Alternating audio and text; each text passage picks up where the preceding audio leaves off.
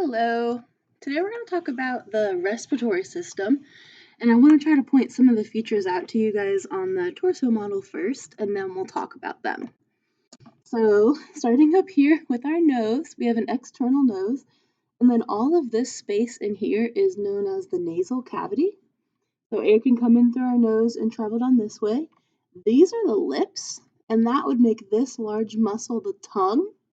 This thing right here is your uvula that dangles down at the back of your throat.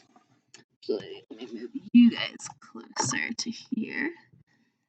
So air can come in through the nose, travel down this way, and then ideally it moves over here and goes down the trachea. This tube right here is the esophagus, so that's where we want food, and then the air coming down here through the trachea. So air coming in through the mouth, going through the nasal cavity. This part right here, the back of the throat, is called the pharynx. And then from the pharynx, it will travel over here into the larynx and the trachea. And then we could have something coming in from the mouth. It could be air, but hopefully it's food, and it's going to come down, also passing through the pharynx, and then the food will go down the esophagus.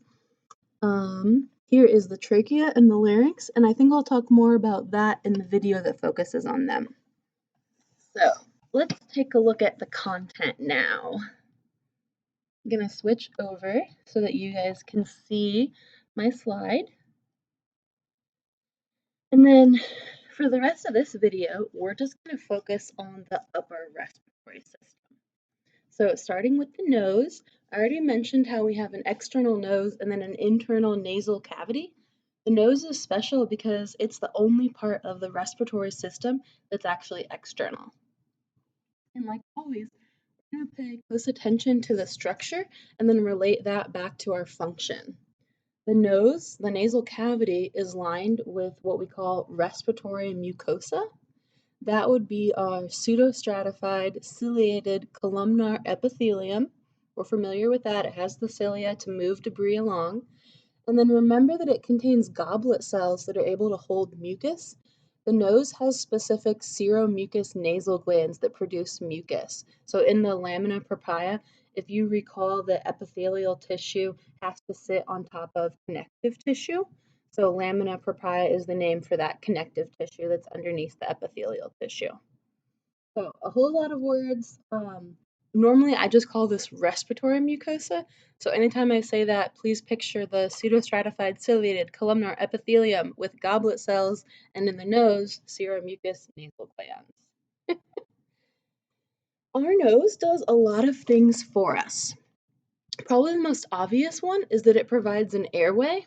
That maybe doesn't sound that important, but like, what happens if there is no airway and then we can't get air in? Well, we would die.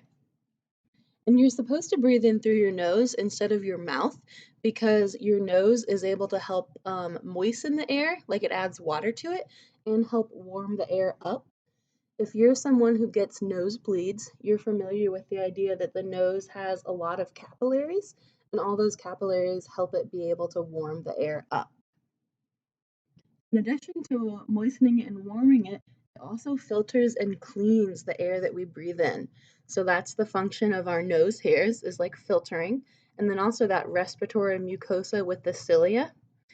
The air gets cleaned up a little bit because the mucus contains enzymes like lysozymes and defensins that are able to break down invading pathogens.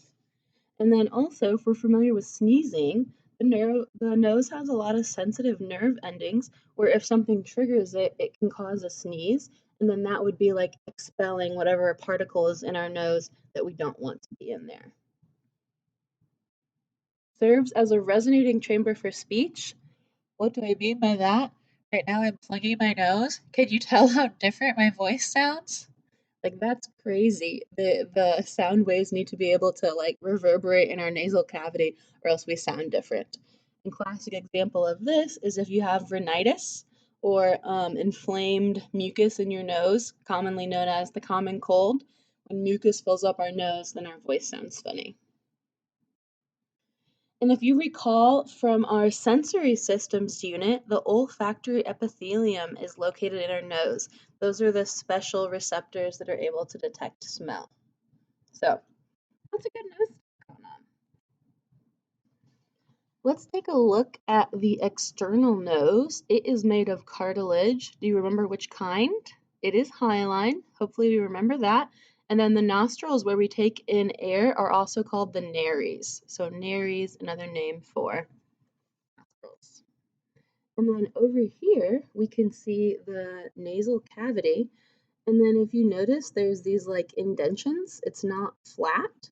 The indentions are called conchae, kind of like that seashell, like a conch that has all of those different layers.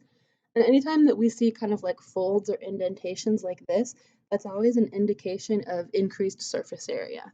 And in this case, it's like more surface area for the mucus. So there's basically more space for the air to be able to be warmed and cleaned and filtered before it travels into the rest of the body.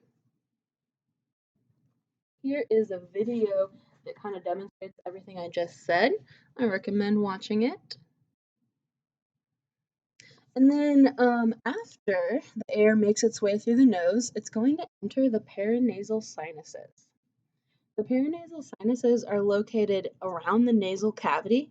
You might remember them from our skeletal system unit.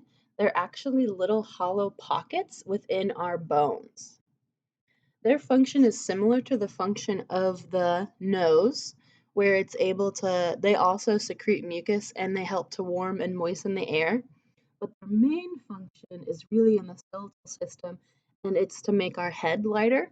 So our head has a lot of skull bones in it. The bones are heavy. We need to be able to hold our head up. The solution to that was to have some hollow bones. So kind of in addition to making the skull lighter, they also function a little bit like the nasal cavity with the mucus and being able to warm up the air. Here is a picture where we can see frontal sinus in the frontal bone, ethmoidal, sphenoid. Do you remember these bones? Maxilla, all the sinuses. If you get sinus headaches a lot, can you picture this would be inflamed and there would be extra mucus, or a lot of times it's in people's forehead? Essentially, this whole pocket kind of fills up with mucus, and sometimes it helps if you can kind of put pressure on it and kind of massage it out. Here is a picture. So this would be the nasal cavity, and then this circle right here, like that is a sinus. And then this like circle, this hollow part of the bone, that is another sinus. And then we're also going to talk about the pharynx today. So the pharynx is like more commonly known as the throat. It's this area right here that's going to connect our nose to our lower respiratory system right here. This is the esophagus where food goes down. This is the trachea where air goes down, ideally. It's made of skeletal muscle. That's important because then it's going to be able to contract. And it's subdivided into 3 separate regions. We have nasopharynx by the nose, oropharynx by the mouth, oro means oral, and Laryngo Pharynx. This cartilage down here is called the larynx, so that's the namesake for that one. Let's take a look at the regions in a little bit more detail.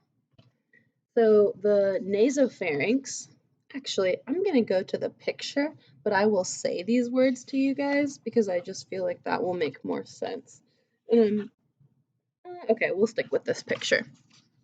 So the nasopharynx up here, so like this region right here, it is a passageway for air, and it is also lined with the respiratory mucosa. So it's basically continuous with the nose, and it has that same pseudostratified columnar epithelium. It also has this right here, the pharyngeal tonsil, more commonly known as your adenoids. And this is part of our immune system. Why do we need our immune system up here? Because air is coming in from the outside and it could have pathogens. Fortunately, we have the tissue and we have the tonsil right there to be able to stop it. Then our middle section down here, the oropharynx, this could carry air from our nose, but also when we swallow, it could carry food. So the oropharynx serves as a passageway for both air and food. Because of that, it needs a different tissue type. It needs something a little bit stronger and thicker, because if you can imagine like the food rubbing against it, it would be pretty hard on that tissue. So it is lined with stratified squamous epithelium. And notice two more tonsils. This one up here that is right by our uvula is called the Palatine Tonsils. And then this tonsil at the base of our tongue is the lingual tonsil. And then finally, this lower section right here is the Laryngo Pharynx. And just like the Oropharynx, it's also a passageway for both air and food. So it also needs to be lined with the stratified squamous.